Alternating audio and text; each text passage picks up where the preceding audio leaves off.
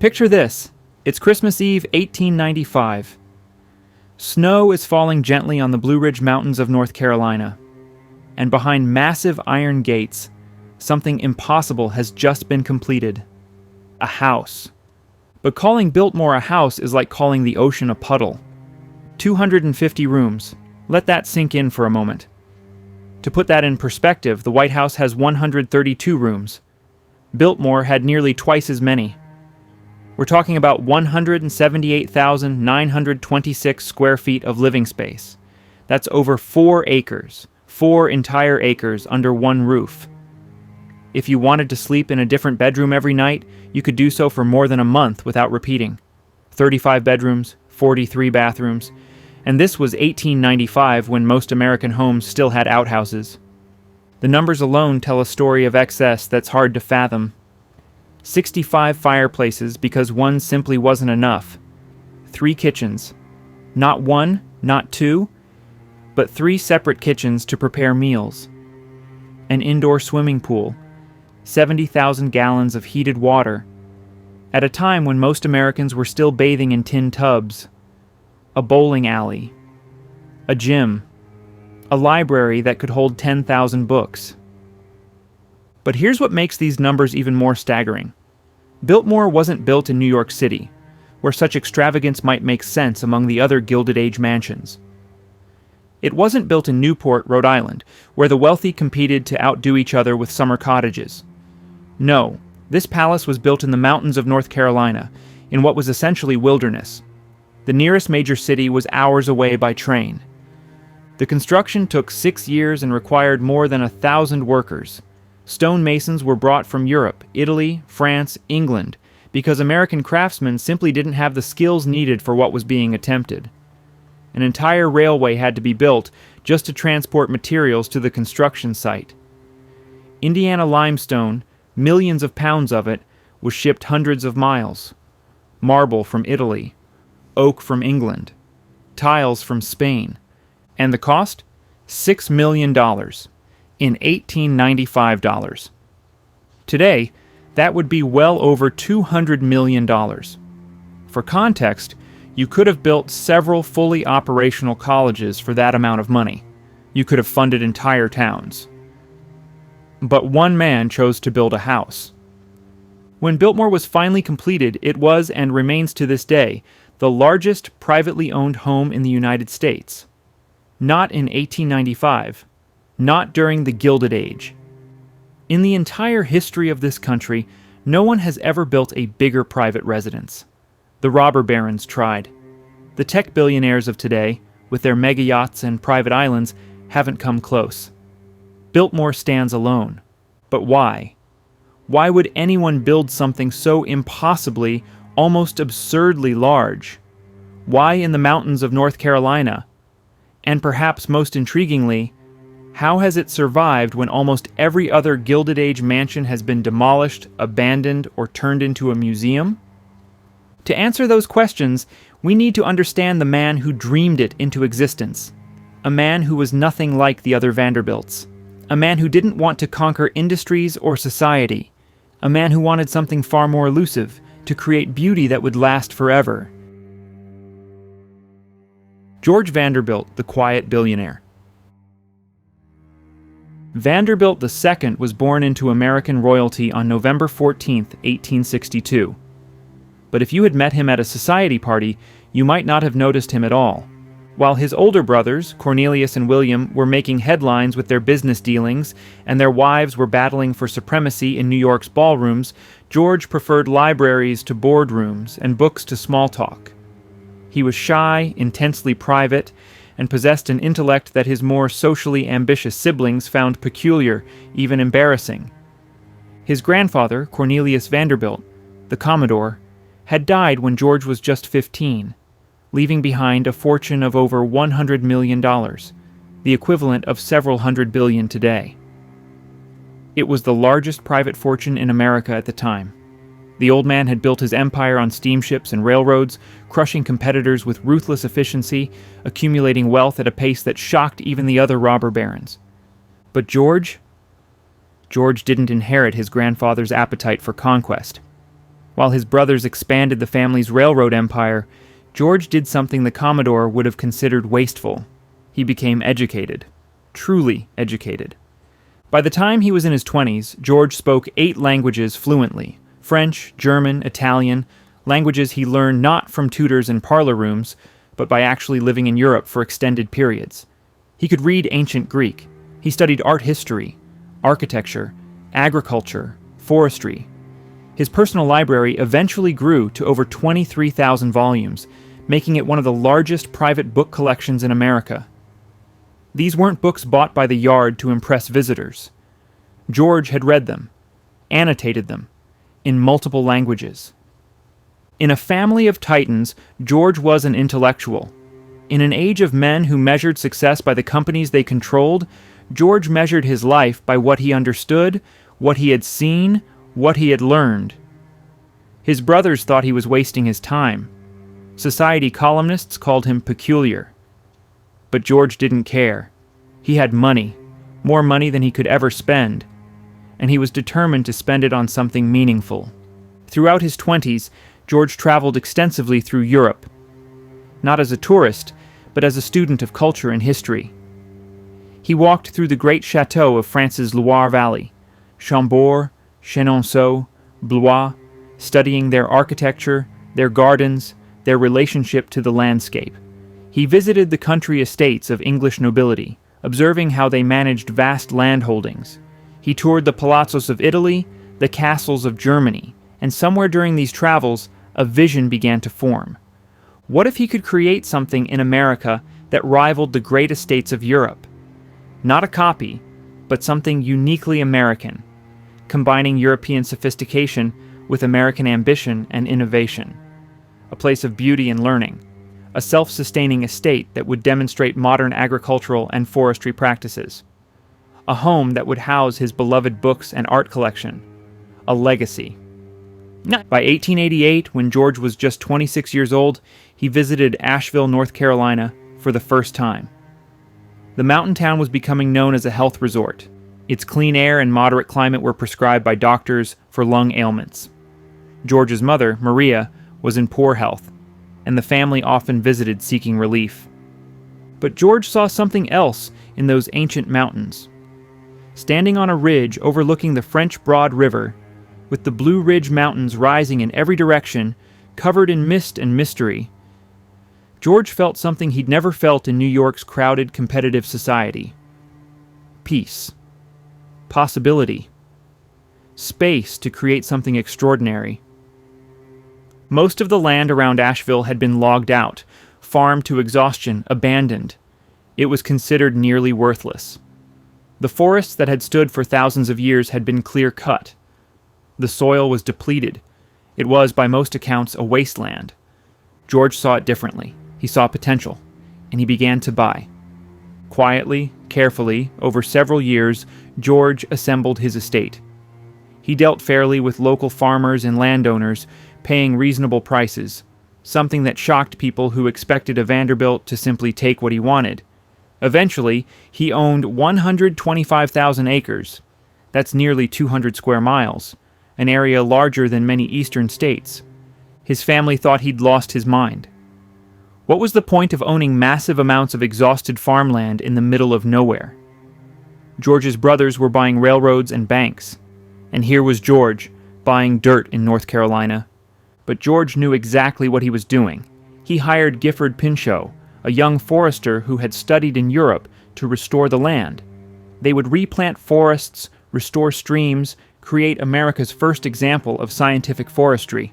The land itself would become productive again. And in the middle of this vast estate, on that ridge overlooking the French Broad River, George would build his chateau. Not a summer cottage like his brothers had in Newport. Not a city mansion like the one his sister-in-law was building on Fifth Avenue. A real home, a year-round residence, a place where he could live surrounded by beauty, nature, and knowledge. He commissioned Richard Morris Hunt, the most prestigious architect in America, the man who had designed the pedestal for the Statue of Liberty, the man who had created the palatial cottages in Newport for the Astors and his own brother. When Hunt asked George what style of house he wanted, George didn't hesitate. French Renaissance chateaux, like the ones he'd studied in the Loire Valley. And he wanted it big enough to house his library, his art collection, and host guests in the manner of the great European estates. Hunt was initially reluctant. The location seemed impossible, too remote, too mountainous.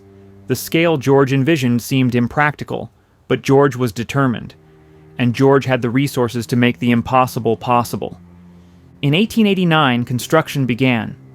George was 27 years old, unmarried, with no children. He was building a 250-room house for himself.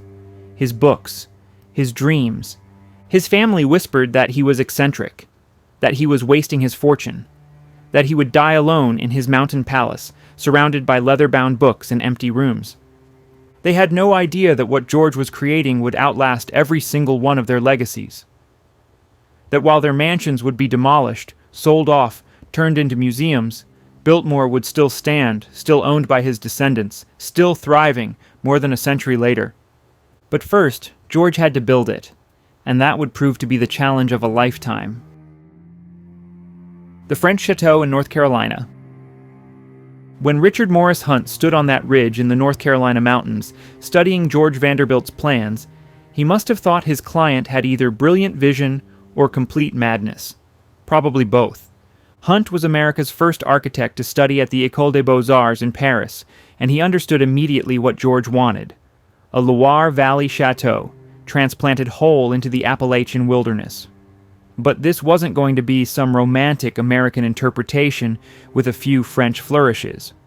George wanted authenticity. He wanted the real thing. The design Hunt created was based primarily on 3 French chateaux, Blois, Chenonceau, and Chambord. The steeply pitched roof, the ornate dormers, the limestone facade, all pure French Renaissance. But Hunt wasn't just copying. He was adapting, improving, creating something that honored the European tradition while serving American ambitions. The central spine of the house runs 780 feet long. To put that in perspective, that's longer than 2.5 football fields. The limestone facade, quarried from Indiana, required millions of pounds of stone. Each piece was cut, numbered, and transported by rail to Asheville, then up a specially built railway to the construction site. The precision required was extraordinary. These stones had to fit together perfectly, creating walls that would support the massive structure above. But here's what makes Biltmore revolutionary for its time. While it looked medieval on the outside, it was absolutely cutting edge on the inside. George demanded every modern convenience that 1890s technology could provide. Electricity throughout, powered by the estate's own generator. Central heating, a steam system that required miles of pipes. Hot and cold running water in every bathroom. And remember, there were 43 of them. Mechanical refrigeration in the kitchens, fire alarms, an intercom system connecting the servants' quarters to the main rooms, even elevators, multiple elevators, so guests wouldn't have to climb stairs. The juxtaposition was deliberate. George wanted to live surrounded by old world beauty, but with new world comfort. He was a scholar of history, but he wasn't nostalgic for chamber pots and freezing bedrooms. The craftsmanship required for Biltmore's construction was beyond what American workers could provide.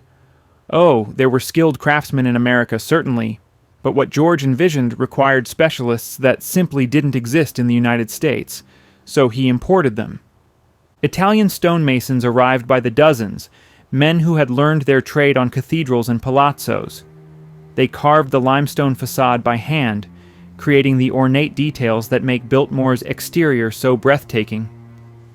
French artisans came to create the elaborate plasterwork inside, ceilings covered in intricate designs that had to be molded, installed, and painted by hand. English woodworkers brought their expertise in carved oak paneling. Spanish tile setters installed floors that would last centuries. These European craftsmen lived on the estate during construction, creating a small international village on the mountainside. They taught American workers their techniques. In many ways, Biltmore became an informal school of old-world craftsmanship in the New World. The construction process was grueling. Remember, this was 1889. No modern construction equipment, no cranes that could lift tons of material with the press of a button. Everything was done with pulleys, scaffolding, brute strength, and meticulous planning. When winter came, work slowed but never stopped. George was impatient to see his vision realized, and the details, God. The details George insisted upon would drive any modern contractor insane. The banquet hall ceiling, 70 feet high, supported by massive steel trusses that had to be disguised as medieval woodwork. The library's carved oak ceiling, requiring months of precise carpentry. The stained glass, much of it imported from Europe, each window designed to fit its specific location. The floor tiles, the doorknobs, the light fixtures, George approved every single choice. His architect Hunt would later say that working with George was both a dream and a nightmare. A dream because George had impeccable taste, unlimited resources, and genuine understanding of architecture. A nightmare because George was never satisfied with good enough. If something wasn't perfect, it was redone. Cost was never the question. Quality was the only question. The landscape was equally important to George. He hired Frederick Law Olmsted, the landscape architect who had designed Central Park in New York. Olmsted was initially skeptical. The land was so degraded, so exhausted from decades of poor farming. But George's vision won him over. They would restore it, transform it, create gardens that would rival anything in Europe. Olmsted designed a 3-mile approach road that would reveal the house gradually, building anticipation. He planned formal gardens near the house, an Italian garden, a walled garden, a shrub garden, each one requiring thousands of plants, many imported from Europe. Further from the house, he designed a working landscape, farms, forests, nurseries, beauty and utility combined. The whole estate was designed to be self-sufficient. George didn't just want a mansion. He wanted a functioning agricultural estate like the ones he'd studied in Europe. There would be dairy farms producing milk and cheese, orchards and vineyards, vegetable gardens, chicken coops and pig farms. The estate would feed itself and its army of workers. 6 years. That's how long it took to build Biltmore. 6 years of constant construction, constant refinement, constant addition of detail upon detail. The costs mounted steadily. By the time the house was ready for occupancy, George had spent $6 million. And that was just the house itself. Not the land acquisition, not the forestry work, not the farm development. His family was horrified. His brothers, practical men who measured success and profit margins, couldn't understand what George was doing. You could buy entire railroad companies for $6 million. You could fund banks. You could invest in the booming industries that were transforming America. Instead, George was spending it on stone and mortar and carved oak paneling in the middle of nowhere. But George didn't care about their opinions. He never had. While they built empires that would crumble with market crashes and changing industries, George was building something permanent, something beautiful, something that would matter long after the last railroad spike was pulled from the ground. On December 24, 1895, Christmas Eve, George opened the doors of Biltmore House for the first time. His family and friends arrived to find something that shouldn't exist. A perfect French chateau, sitting impossibly in the North Carolina mountains. More magnificent than anything they had seen in Newport or New York, or even in Europe itself. They walked through rooms that took their breath away. And that's where our story goes next. Inside those incredible spaces that George created. Inside the grandest rooms. Imagine you're a guest arriving at Biltmore on that first Christmas Eve in 1895. You've traveled by train from New York, then by carriage up that 3-mile approach road Olmsted designed. Through bare winter trees you catch glimpses of towers and roof lines. Then suddenly you emerge into the open, and there it is. Massive, impossible, beautiful. Your carriage stops at the front entrance. You step out, and before you even enter, you're overwhelmed. The limestone facade rises 4 stories above you. Gargoyles peer down from the roofline. The entrance tower stretches even higher. You're in North Carolina, but you could swear you've been transported to the Loire Valley. Then the doors open. The first room you enter, and remember this is your first impression of the interior, is the winter garden. Not a parlor, not a formal entrance hall. A garden, indoors, with a glass ceiling allowing natural light to flood in. Palms and ferns and exotic plants create a jungle atmosphere. A fountain bubbles in the center. The floor is covered in intricate tiles. You're inside, but it feels like you're outside. It's disorienting, magical, unlike anything in any American home. But that's just the beginning. From the winter garden, you're led to the banquet hall, and this is where words start to fail. The banquet hall is 70 feet long, 42 feet wide, and the ceiling rises 70 feet above you, 70 feet. That's a 7-story building in a dining room. The walls are covered in massive Flemish tapestries from the 16th century, each one worth a fortune. A triple fireplace, yes, triple 3 fireplaces side by side, dominates one end of the room, large enough that you could literally stand inside it. The oak table can seat 64 people, 64, for a small dinner party. Above you, the ceiling is a masterpiece of engineering disguised as medieval craftsmanship. Those aren't wooden beams holding up the roof. They're steel trusses, covered in wood and plaster to create the illusion of ancient construction. Modern engineering serving aesthetic beauty. That was George's philosophy throughout Biltmore. The flags hanging from the ceiling aren't decorative. They're real battle flags from European regiments, some dating back centuries. George collected them during his travels. Even the light fixtures, enormous wrought iron chandeliers, were custom designed to look medieval while using electric lighting. You could illuminate the entire hall with the flip of a switch, something most Americans couldn't do in their entire homes. From the banquet hall, you might be led to the library, and if you love books, this is where you'd want to live. The 2-story room holds 10,000 volumes from George's personal collection. Floor-to-ceiling shelves in carved walnut, a painted ceiling depicting mythological scenes, comfortable chairs positioned to catch light from the tall windows, a marble fireplace for winter reading. This wasn't a showpiece library with books bought by the yard to impress visitors. These were books George had read, collected over years of travel and study, books in 8 different languages, first editions, rare manuscripts. This was a working library for a genuine scholar. The music room is next, though calling it just a music room doesn't capture it.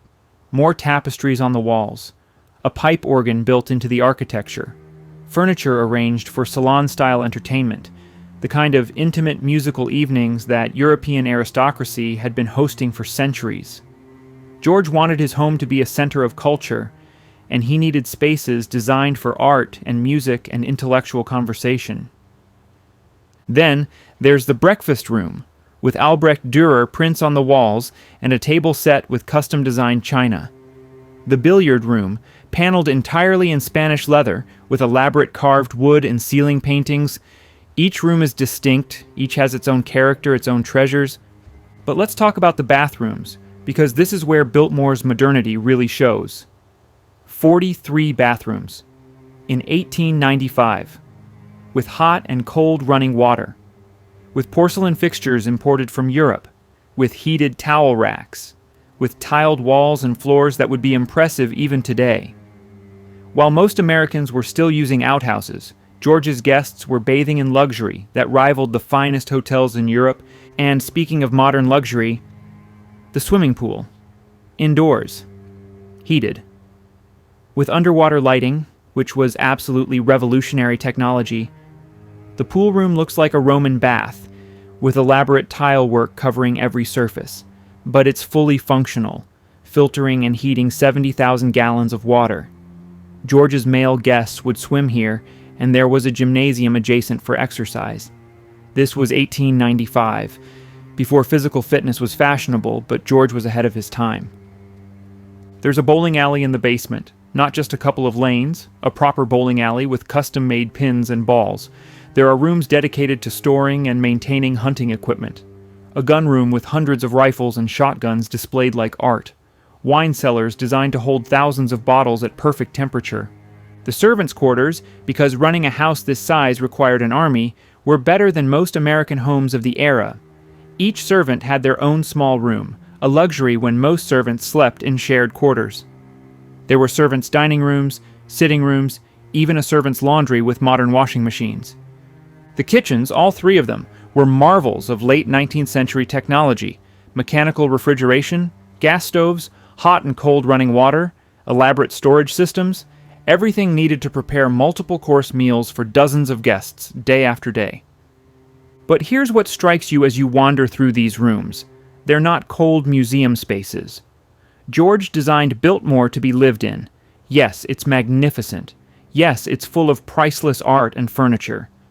But the chairs are comfortable. The fireplaces actually work and were used daily. The beds are inviting.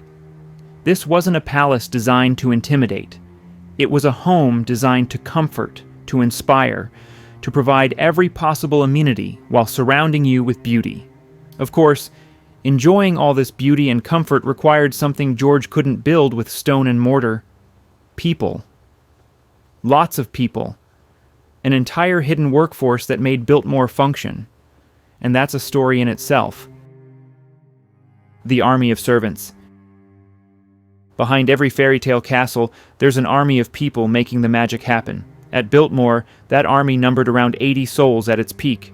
80 people whose job was to ensure that George Vanderbilt and his guests never had to think about how a 250-room house actually operated. 80 servants. Let that number settle for a moment. That's more employees than many small businesses had.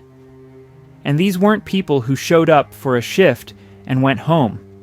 Most of them lived at Biltmore, in the servants' quarters built into the house. Their entire lives revolved around keeping this enormous estate running smoothly. At the top of this hierarchy was the house steward, essentially the general manager of the entire domestic operation. Below him, a complex web of specialized roles. The butler, who oversaw all male servants and managed the dining room operations. The housekeeper, who commanded all female servants and maintained the cleanliness of every room. These two positions were powerful. They hired and fired. They set schedules. They maintained discipline. In many ways, they ran Biltmore day to day. Then came the specialists. Ladies' maids who attended to female guests, ensuring their elaborate dresses were maintained, their hair was styled, their every need anticipated. Valets who served the male guests, laying out clothes, drawing baths, keeping shoes polished to a mirror shine. A head chef and multiple sous chefs working in those three kitchens, preparing meals that could include a dozen courses. Kitchen maids who did the actual cleaning, the vegetable preparation, the endless washing up. Footmen served meals, maintained the public rooms, answered doors, delivered messages throughout the house using that intercom system. Housemaids cleaned the bedrooms, made beds, emptied chamber pots before the modern plumbing was fully functional, dusted furniture, swept floors, maintained fires in dozens of fireplaces. Laundry maids worked in the basement laundry rooms, washing linens by hand, and in a house this size, with guests constantly arriving and departing, the amount of laundry was staggering. Outside, there were gardeners, dozens of them, maintaining those elaborate gardens Olmsted designed. Grooms cared for the horses and carriages. Farm workers managed the dairy operation, the orchards, the vegetable gardens. Foresters worked in the 125,000-acre forest, implementing Gifford Pinchot's revolutionary forestry management techniques. The servants' day began before dawn. The housemaids would be up by 5 in the morning, lighting fires in the bedrooms before the family woke so they'd rise to warm rooms. The kitchen staff started even earlier, preparing breakfast. By the time George came downstairs, the house had already been alive with activity for hours, but he'd never see it. That was the point. Good servants were invisible. The servants had their own separate world within Biltmore. They used different staircases, narrow utilitarian stairs hidden behind walls so they could move throughout the house without being seen. They ate in separate dining rooms below stairs, though even these rooms were nicer than what most servants experienced elsewhere. George treated his staff well by the standards of the time. They were paid fairly, housed comfortably, fed well. But make no mistake, it was hard work. A housemaid might walk miles through the house each day, climbing stairs, carrying cleaning supplies, maintaining room after room after room. The heat in the kitchens, even with modern ventilation, was brutal. The laundry work was backbreaking. You worked 6 days a week, with Sunday afternoons off if you were lucky. Your entire life was structured around the needs of the family and their guests. There was a strict hierarchy and protocol. Servants of higher rank didn't socialize with those of lower rank. Male and female servants were kept largely separated. You didn't speak unless spoken to when the family was present. You didn't make eye contact. You certainly didn't share your opinions or your problems. You were there to serve, and if you did your job well, you were barely noticed. Yet there was also a strange kind of prestige in working at Biltmore. You were serving one of the wealthiest families in America, in one of the most spectacular houses ever built. You learned skills that would serve you throughout your career. The training was rigorous. How to properly serve a 12-course meal, how to maintain priceless antiques, how to operate cutting-edge technology like the electric lighting systems and elevators. A reference from Biltmore's head butler or housekeeper could secure you employment at any great house in America.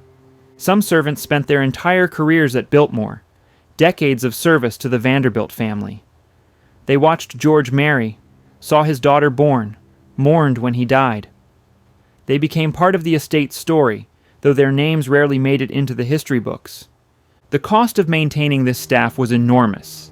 Salaries, food, uniforms, housing, it all added up. This was one of the reasons many Gilded Age estates eventually failed. The families could afford to build these palaces, but maintaining them year after year, decade after decade, proved financially impossible for most. The servant costs alone could bankrupt a lesser fortune. George could afford it, certainly, but even for a Vanderbilt, the expenses were significant. And George was spending money elsewhere too, on his forestry operations, on his farms, on acquiring art and books, on entertaining guests in the lavish style his house demanded. Biltmore was designed to be self-sufficient through its agricultural operations, but the reality was that the estate consumed money faster than it generated it. Still, for those first years after Biltmore opened, money seemed endless. George hosted elaborate parties and house parties that lasted weeks. The guest lists read like a who's who of Gilded Age society. And every one of those guests marveled at the seamless perfection of their stay, never seeing the army of servants that made it all possible.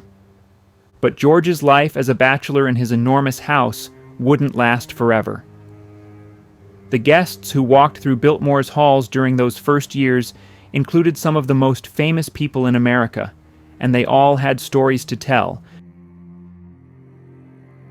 When you own the largest, most spectacular house in America, people want to visit, and George Vanderbilt, despite his shy nature, was actually a gracious host.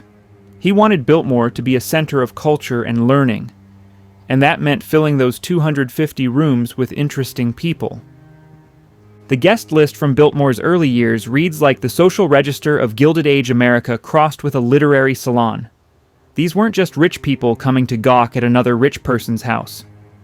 George deliberately cultivated relationships with artists, writers, scientists, and political figures.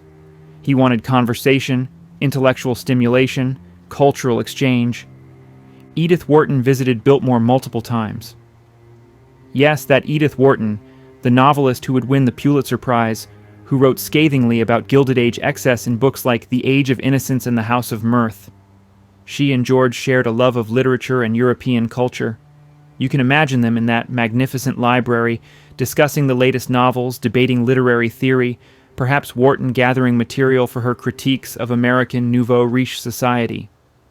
Though she had to admit, even for someone critical of excess, Biltmore was impressive. It had taste, which many gilded mansions lacked. Henry James, another giant of American literature, also visited. James was famous for his complex novels about Americans encountering European culture, and here was the perfect embodiment of that theme, a European chateau in American wilderness, owned by an American trying to be more European than the Europeans. The irony wasn't lost on James, but he appreciated what George was attempting. This wasn't crass American showiness. This was genuine cultivation. President Theodore Roosevelt's daughter, Alice Roosevelt, visited as a young woman. Alice was famous for her wild behavior.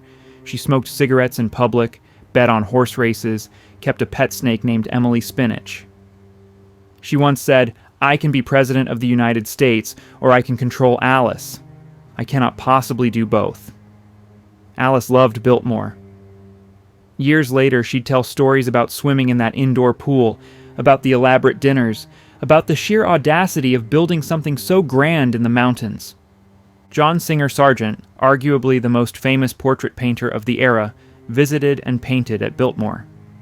His portraits of Gilded Age society defined how we visualize that era. Having Sargent as a guest wasn't just social prestige, it was artistic validation. George was creating something worthy of being documented by a master. But it wasn't all high culture and serious conversation. George also hosted hunting parties. The estate's 125,000 acres were perfect for it. Wealthy men from New York and beyond would come for weeks at a time, hunting deer, bear, wild turkey. They'd return to Biltmore each evening to elaborate dinners, fine wine from George's cellars, billiards, and cigars. The gun room, with its hundreds of rifles displayed like art, wasn't just decorative. Those weapons were used. Christmas was always special at Biltmore. George opened the house on Christmas Eve, 1895, and Christmas celebrations became a tradition. The banquet hall would be decorated with evergreen garlands. A massive Christmas tree, we're talking 20 feet or more, would be erected. Guests would arrive from all over, spending the holiday season in luxury. There would be elaborate meals, musical performances in the music room, perhaps caroling in that indoor winter garden. George wanted to recreate the kind of traditional English country house Christmas he'd experienced in his travels, Dickensian in its warmth and abundance. The servants, of course, worked overtime during these events, but they also got to experience a bit of the magic. George was known for giving generous Christmas bonuses and ensuring his staff had their own celebration. It was practical as much as kind. You needed loyal, happy servants to run an estate this size, and treating them well was simply good management. George also hosted his family, though these visits were sometimes complicated. His brothers and their wives would come, bringing their competitive social instincts with them. They'd compare notes on who had the finest house, the best art collection, the most impressive guests. George generally won these unspoken competitions, though he seemed less interested in winning than his siblings were. He'd built Biltmore for himself, not to impress them. His mother, Maria Louisa Vanderbilt, visited when her health permitted. She'd been the one constant supporter of George's vision when others in the family thought he was mad. But by the time Biltmore was completed, her health was failing. She died in 1896, just a year after the house opened. George's triumph was shadowed by this loss. The house was partly built for her, a place where she could escape New York's harsh winters, and she barely got to enjoy it. Scientific visitors came too. Remember, this was the era when wealthy Americans were funding museums, universities, research expeditions. George was interested in forestry, agriculture, natural sciences. He'd bring in experts to consult on the estate's operations. These weren't just social visits, they were working consultations. George wanted Biltmore to be a demonstration project, showing that sustainable forestry and modern agriculture could work in the American South. The conversations that happened in Biltmore's rooms during those years, we can only imagine them. Debates about literature, art, politics, science, stories from European travels, discussion of the rapidly changing America around them, industrialization, urbanization, immigration. These were people who had the luxury of thinking about big ideas, and George had created the perfect environment for those discussions. But for all these visitors, for all this entertaining, for all the life that filled Biltmore during those early years, something was missing.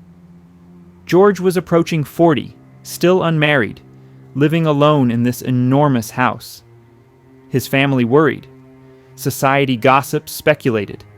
Would the shy scholar die a bachelor, leaving no heir to this incredible estate? And then everything changed. George fell in love. Edith Stuyvesant Dresser, the woman who saved it all. Her name was Edith Stuyvesant Dresser, and when George met her in Paris in 1898, she was everything he wasn't. Outgoing where he was reserved, socially confident where he was shy, worldly and sophisticated in ways that came from experience, not just from books. Edith was 32 years old, a widow with impeccable social credentials. Her maiden name, Stuyvesant, connected her to one of New York's oldest families, descendants of the last Dutch governor of New Amsterdam. She'd been married briefly to a much older man, Senator Peter Gerry's father, who died leaving her comfortably wealthy and socially established. She'd spent years traveling through Europe, moving in the highest social circles, equally comfortable in Paris, London, or Rome. George was 40 years old when they met, and by all accounts, it was genuine love.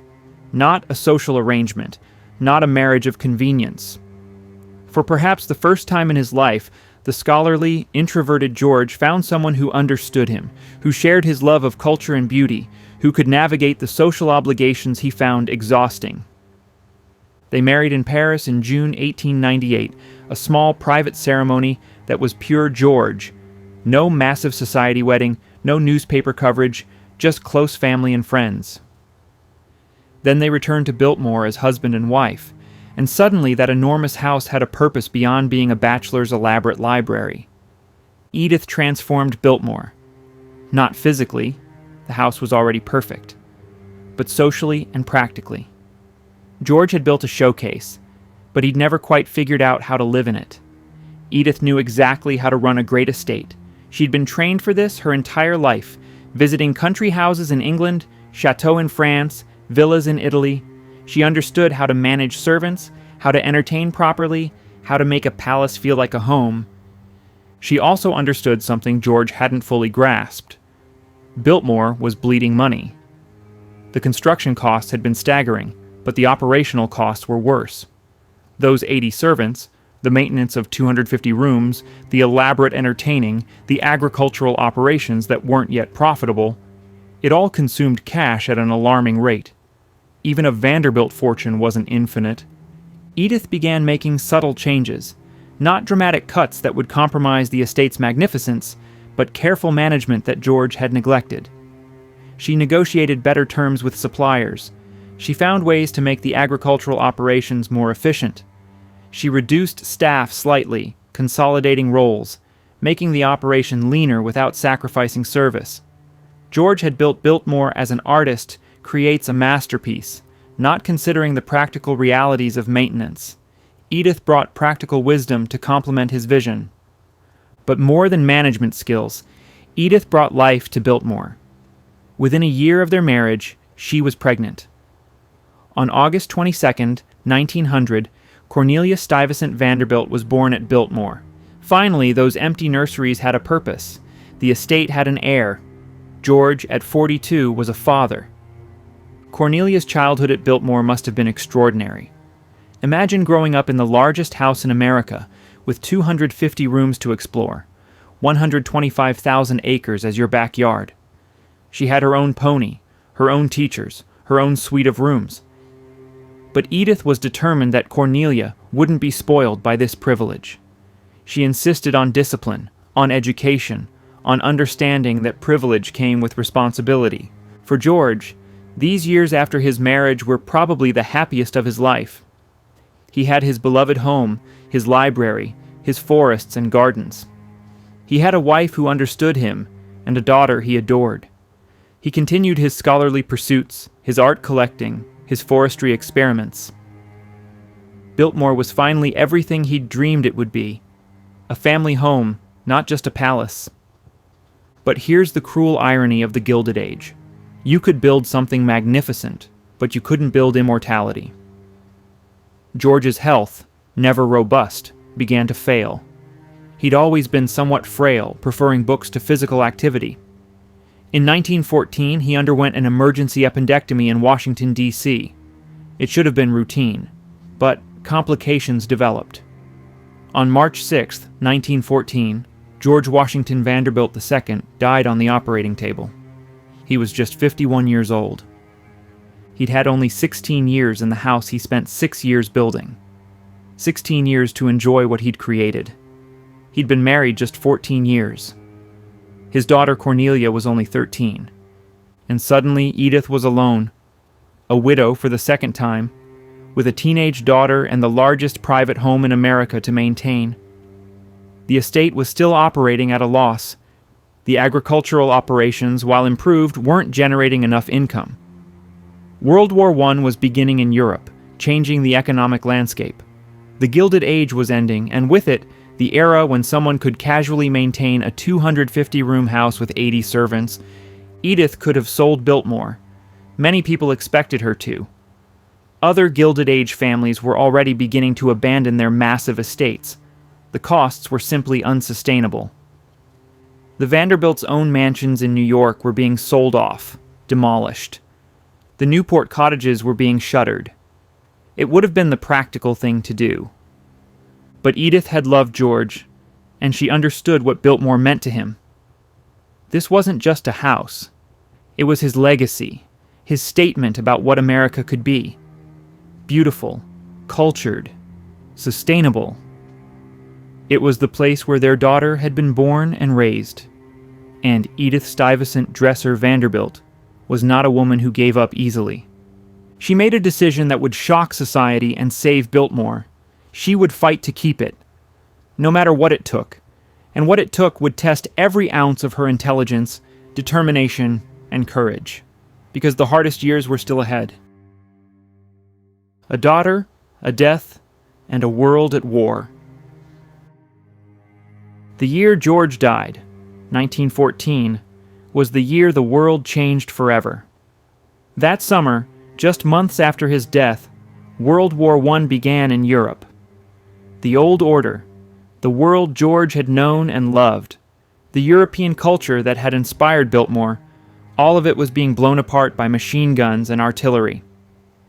Back in North Carolina, Edith faced her own battles. She was 49 years old, a widow with a 13-year-old daughter, and an estate that was becoming financially unsustainable. The income from George's inheritance was substantial, certainly, but maintaining Biltmore consumed money at a staggering rate. And now, with war in Europe, everything was changing. The first thing Edith did was take complete control. George had managed Biltmore through a combination of passion and delegation, trusting others to handle details. Edith micromanaged. She studied every account book, questioned every expense, demanded efficiency from every operation. The staff, accustomed to George's gentle scholarly oversight, now answered to a formidable woman who noticed everything. She made hard decisions. The staff was reduced further, not dramatically but gradually. Some of the less used rooms were closed off, reducing heating and maintenance costs. The entertaining was scaled back. The agricultural operations were expanded and modernized. If Biltmore was going to survive, it needed to generate income, not just consume it. But the bigger challenge was Cornelia, a teenage girl growing up in America's largest house, now without her father, being raised by a mother who was simultaneously grieving and fighting to save their home. Cornelia had been educated at home by tutors, sheltered from the outside world. Now Edith made another controversial decision. Cornelia would attend school outside Biltmore. She needed to understand the real world, not just the rarefied air of a mountain palace. Cornelia attended school in New York, lived with relatives, experienced life beyond the estate. It was a shock. The girl who'd grown up with servants attending her every need now had to navigate subway cars and busy streets. But Edith was right. Cornelia needed to be prepared for a world that was changing rapidly. When America entered World War I in 1917, even Biltmore couldn't remain isolated. The estate contributed to the war effort, producing food for the military, hosting fundraisers for war bonds. Some of the younger male servants enlisted. The world of the Gilded Age, with its elaborate house parties and leisured society, seemed suddenly frivolous in the face of global war. The 1920s brought new challenges. The war was over, but America was different. The age of the robber barons was truly finished. Income tax, once a minor concern, was rising dramatically. Estate taxes were introduced, making it expensive to pass large fortunes to the next generation. The social world that had celebrated houses like Biltmore now seemed embarrassed by them. This was the Jazz Age. Fast, modern, urban. Mountain estates seemed old-fashioned. Other Vanderbilt properties were being sold. The massive Fifth Avenue mansions in New York, demolished to make way for commercial buildings.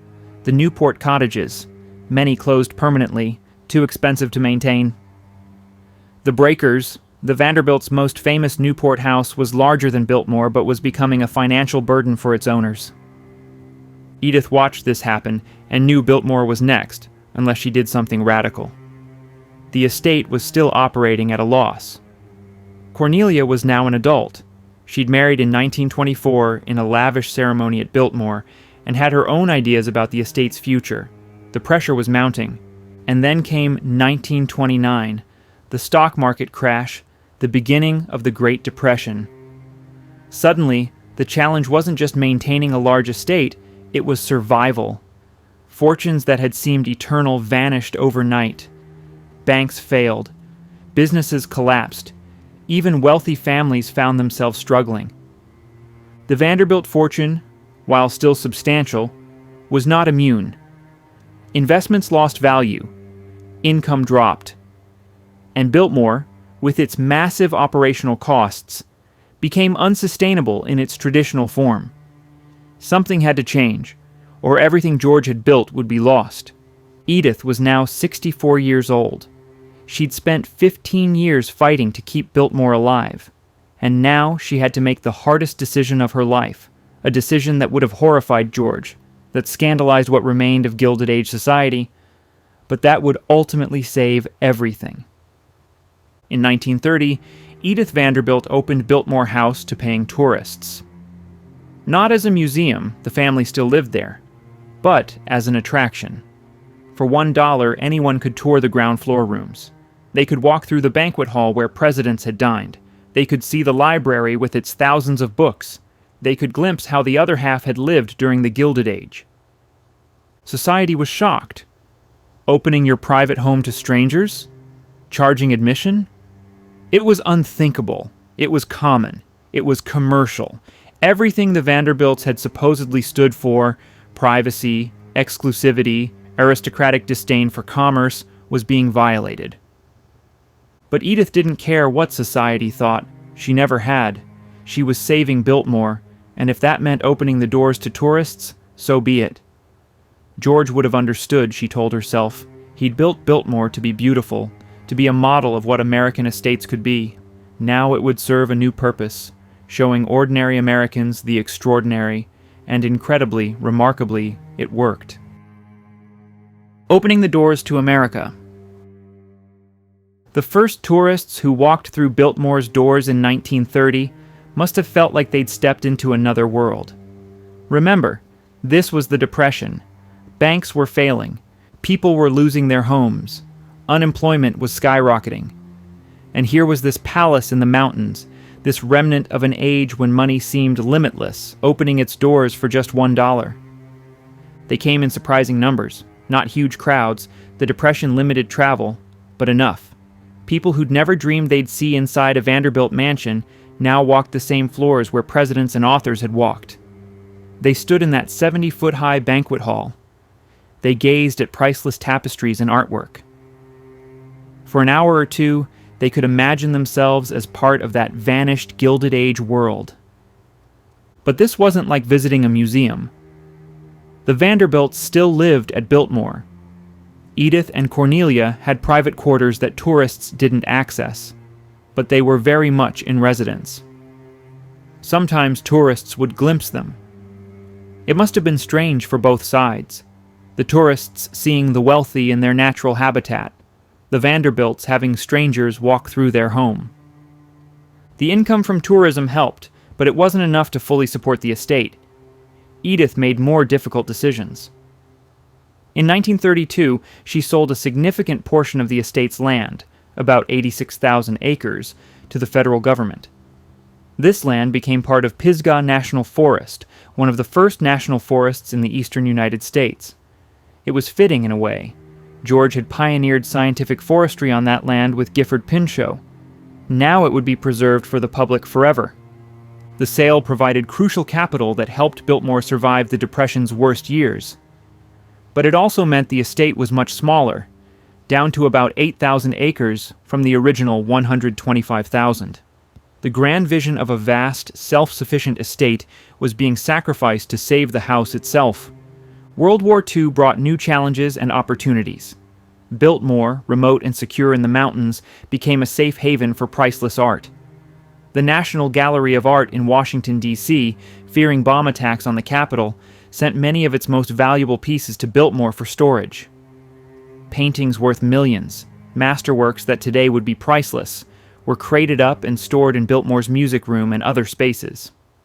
For several years during the war, Biltmore housed more important art than almost any museum in the world.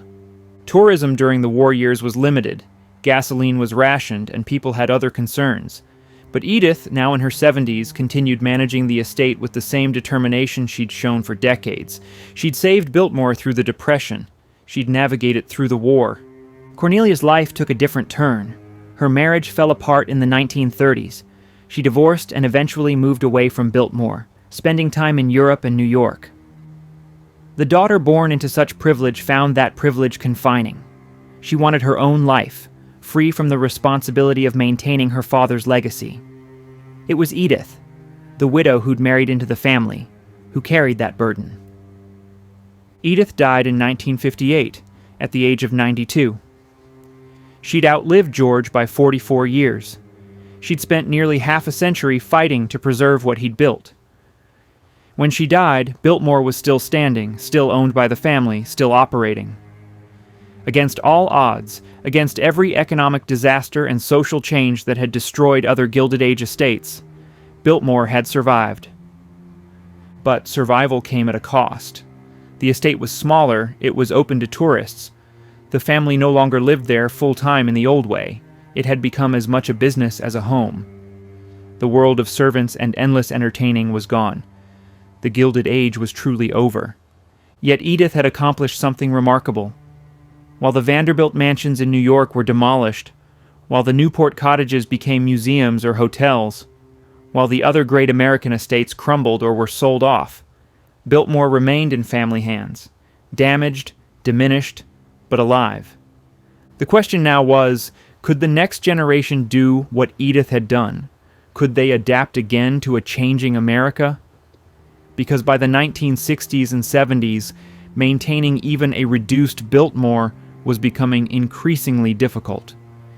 Estate taxes, property taxes, maintenance costs, they never stopped. The tourism income helped, but was it enough?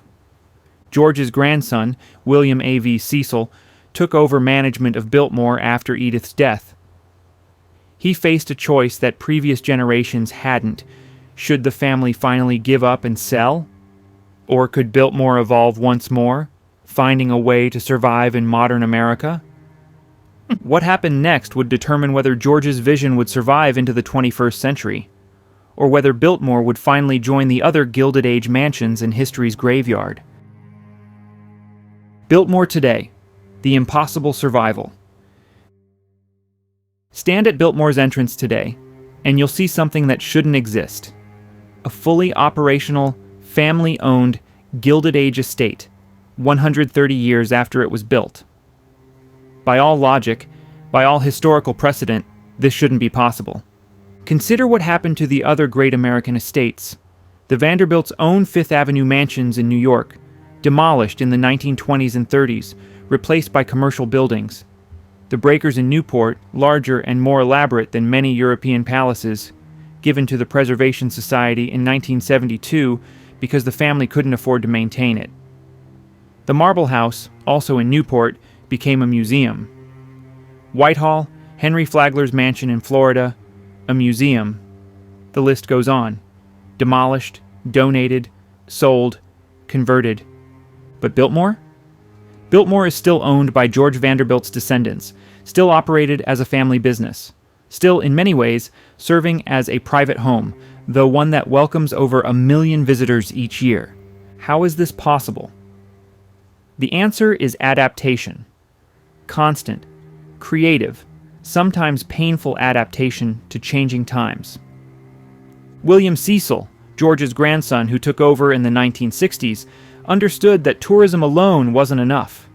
The estate needed multiple revenue streams to survive, so he expanded, carefully and thoughtfully. A winery was established on the estate grounds. Today, Biltmore Estate Winery is one of the most visited wineries in America, producing award-winning wines using traditional methods George would have appreciated. A luxury hotel was built on the estate, not in the house itself, but on the grounds. The inn on Biltmore Estate offers guests a chance to stay on the property, to wake up to those mountain views George first saw in 1888. It's five-star luxury that generates significant income while preserving the house's integrity. Restaurants were added, gift shops, special events, concerts, Christmas celebrations, spring blooms in the gardens. Biltmore became a destination, not just a house tour. People come for weddings, for corporate events, for wine tastings, for outdoor adventures on the remaining 8,000 acres. The house itself has been meticulously preserved and in many ways restored beyond its original glory. Modern climate control protects the art and furnishings. Fire suppression systems protect against disaster. The maintenance staff, still substantial, though nothing like the 80 servants of George's day, works year-round to preserve every detail. The rooms tourists see today look much as they did in 1895. The banquet hall still takes your breath away. The library still holds thousands of books, many from George's original collection. The winter garden still blooms with exotic plants. The indoor pool, the bowling alley, the bedrooms, carefully maintained, preserved as monuments to Gilded Age craftsmanship. But here's what makes Biltmore truly special in the modern era. It's not frozen in time. The family continues to live on the estate, in private quarters. The current generation of Vanderbilt descendants, George's great-great-grandchildren, are involved in the estate's operation. This isn't a museum run by a board of directors. It's a family business, passed down through generations, with all the complications and commitments that entails. The economic model is complex, but successful. Tourism is the primary revenue source. Those million-plus annual visitors pay admission that covers much of the operational costs. The winery is highly profitable. The hotel and restaurants generate income. Corporate events and weddings bring in substantial fees. Together, these diverse revenue streams do what seemed impossible. They make Biltmore financially sustainable. The estate still faces challenges. Property taxes on 8,000 acres and a priceless house are substantial. Maintenance never ends. A house this old, this large, constantly needs work. Labor costs, insurance, utilities, all the mundane expenses of operating what's essentially a small town. Estate taxes remain a threat with each generation. The family has to plan decades in advance to ensure the estate can pass to the next generation without being sold to pay taxes. Yet they've managed. Through depression and war, through social changes that made Gilded Age estates seem obscene, through tax policies designed to break up large estates, through economic recessions and changing tourist patterns, Biltmore has survived when nothing else like it has. What would George think if he could see Biltmore today? He'd surely be shocked by the tourists walking through his home. He built it as a private retreat, and now strangers photograph every room. He'd probably be amazed that people care, that Americans want to see what he created. But he'd also recognize his vision. The house is beautiful, maintained to the highest standards. The forests he worked to restore still stand. The estate still demonstrates that you can combine beauty with sustainability. His library, his art collection, his dream of creating something lasting, it's all still here. And perhaps most importantly, Biltmore still inspires. Those million annual visitors don't just come to gawk at wealth. They come to see what's possible when someone has a vision and the means to realize it. They come to see craftsmanship that doesn't exist anymore. They come to walk through a piece of history that's somehow still alive. Biltmore stands today as something unique in American history, a Gilded Age estate that survived the age that created it. Not perfectly, not unchanged, but survived. adapted, thrived. It's a monument to George's vision, yes, but it's equally a monument to Edith's determination, to William Cecil's business acumen, to every generation that chose to preserve rather than profit. The biggest mansion of the Gilded Age ever built became something George never intended, a symbol of American preservation, of sustainability, of family legacy. It survived because each generation was willing to change everything except the core vision, to maintain beauty, to preserve craftsmanship, to show that some things are worth fighting for. As you stand at Biltmore today, looking up at that French chateau impossibly situated in the North Carolina mountains, you're not just seeing a house. You're seeing proof that with vision, determination, and constant adaptation, even the most improbable dreams can survive. George built Biltmore to last. Against all odds, it has. And if the family continues their stewardship, it will stand for generations more. America's greatest mansion. Still owned by the family that built it. Still inspiring everyone who walks through its doors.